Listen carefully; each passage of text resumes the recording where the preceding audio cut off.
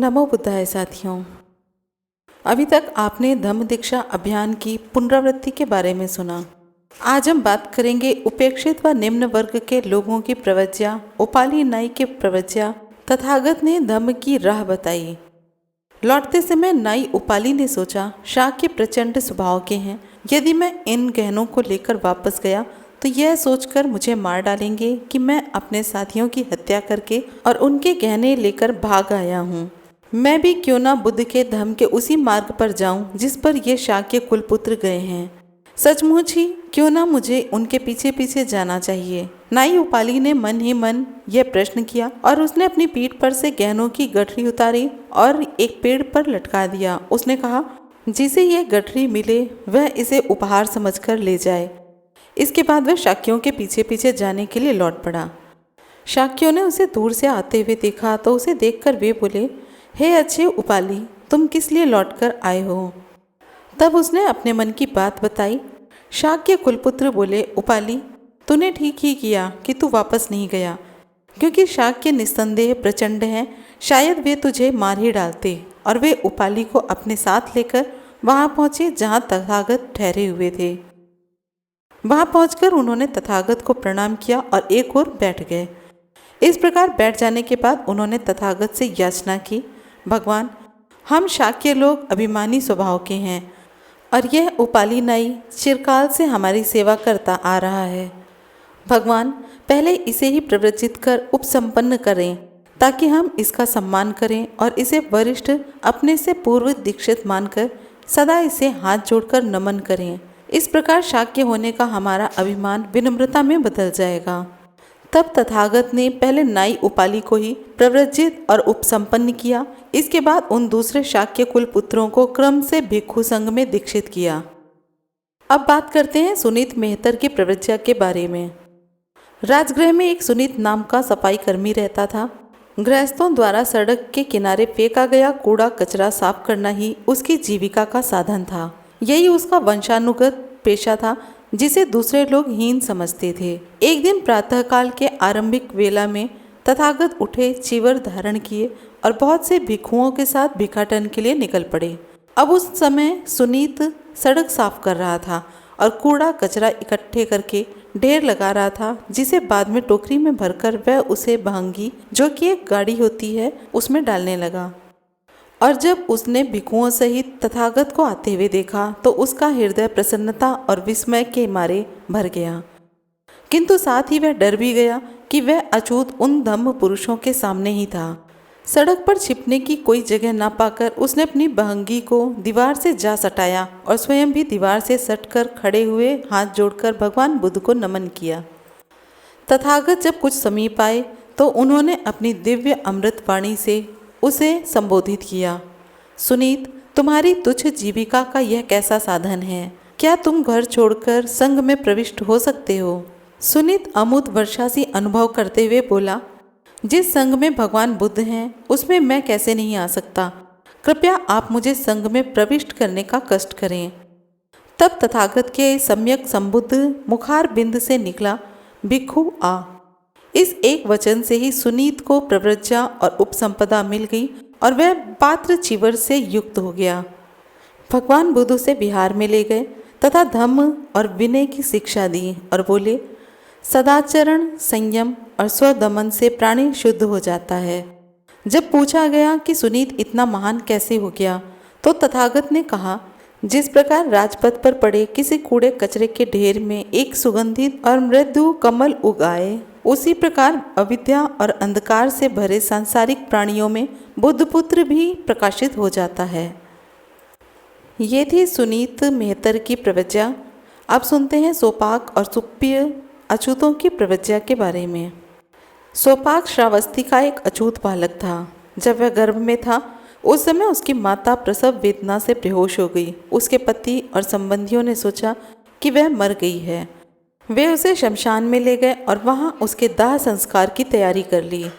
लेकिन उस समय इतना पानी बरसा और ऐसा तूफान आया कि चिता में आग नहीं लग पाई। इसलिए लोग सोपाक की माता को यूं ही चिता पर पड़ा छोड़कर चले गए।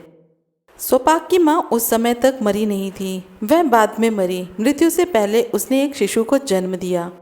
उस बच्चे को शमशान के रखवाले ने अपना लिया और अपना पुत्र सुप्य के साथ उसका पालन पोषण किया। माँ की जाति के नाम पर बच्चे का नाम भी सोपाक पड़ गया। एक दिन भगवान बुद्ध शमशान के पास से गुजर रहे थे। सोपाक उन्हें देखकर उनके पास चला आया। भगवान को अभिवादन कर उसने भगवान से संघ में प्रविष्ट होने की अनुज्ञा मांगी।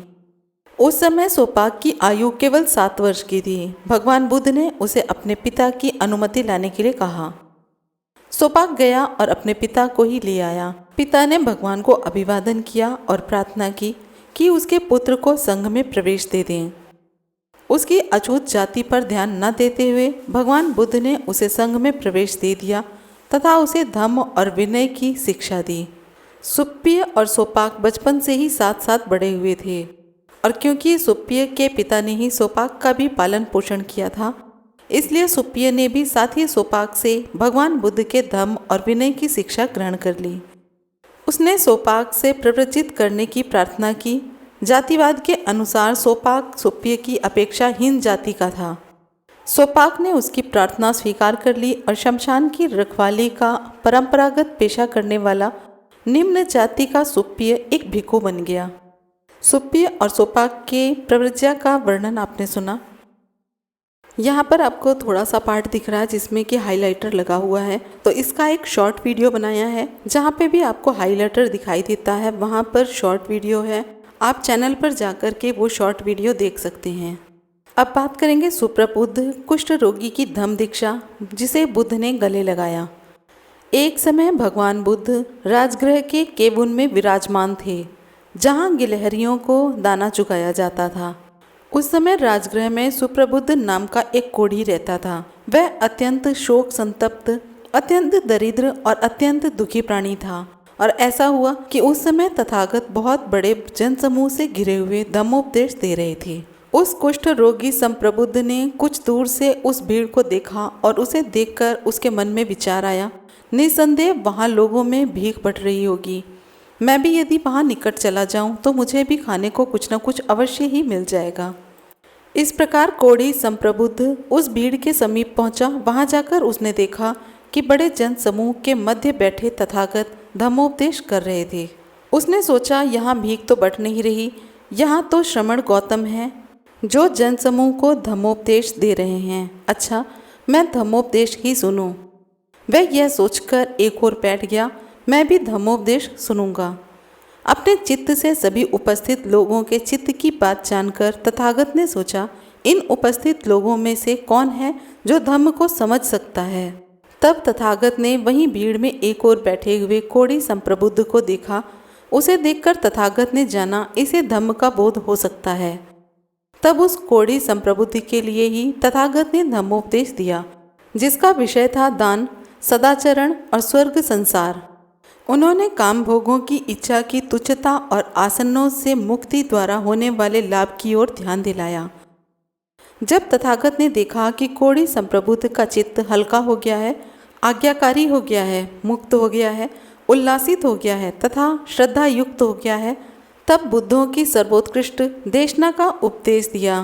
दुख है, दुख समुदाय है, दुख का निरोध है तथा दुख निरोध की ओर ले जाने वाला मार्ग है। तब जिस प्रकार एक स्वच्छ सफ़ेद और बिना धब्बे का कपड़ा रंग को अच्छी तरह ग्रहण कर लेता है, उसी प्रकार उसी स्थान पर बैठे बैठे संप्रबुद्ध कोढ़ी को विरज विमल प्रज्ञा प्राप्त हुई कि जिसका आरंभ है उसका अंत भी है।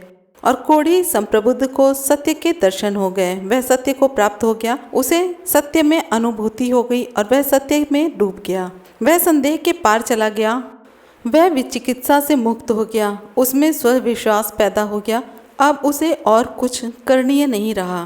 तथागत की देशना में सुप्रतिष्ठित होकर वह अपने आसन से उठा और तथागत के पास जाकर एक ओर बैठ गया। इस प्रकार बैठे हुए उसने तथागत से निवेदन किया, अद्भुत है भगवान, अद्भुत है। जैसे कोई गिरे हुए को ऊपर उठा ले, छिपे हुए को उघाड़ दे, भूले को रास्ता दिखा दे, अंधकार में प्रदीप प्रज्वलित कर दे ताकि जिन्हें आँख हैं वे रास्ता देख लें। इसी प्रकार भगवान ने नाना प्रकार से धम्म की व्याख्या कर दी। मैं भी बुद्ध, धम्म और संघ की शरण ग्रहण करता हूँ। भगवान आज से मेरे प्राण रहने तक मुझे अपना शरणागत उपासक समझें।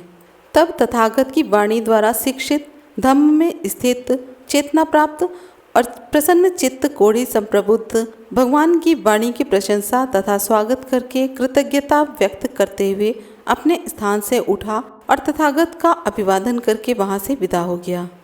संयोगवश ऐसा हुआ कि एक बैल रास्ते में उस कोढ़ी संप्रबुद्ध के पर कूद पड़ा और उसे सींग मारकर जान से मार डाला। आज आपने सुना उपेक्षित निम्न वर्ग के लोगों की प्रवृत्तियां के बारे में। वीडियो अच्छा लगा हो तो प्लीज़ लाइक, कमेंट, शेयर करना ना भूलें। बुद्ध और उनके धम्म या फिर इस तरह की और भी वीडियो को देखने के लिए चैनल को सब्सक्राइब करना ना भूलें। फिर मिलेंगे अगले वीडियो में। जय भीम, नमो बुद्धाय।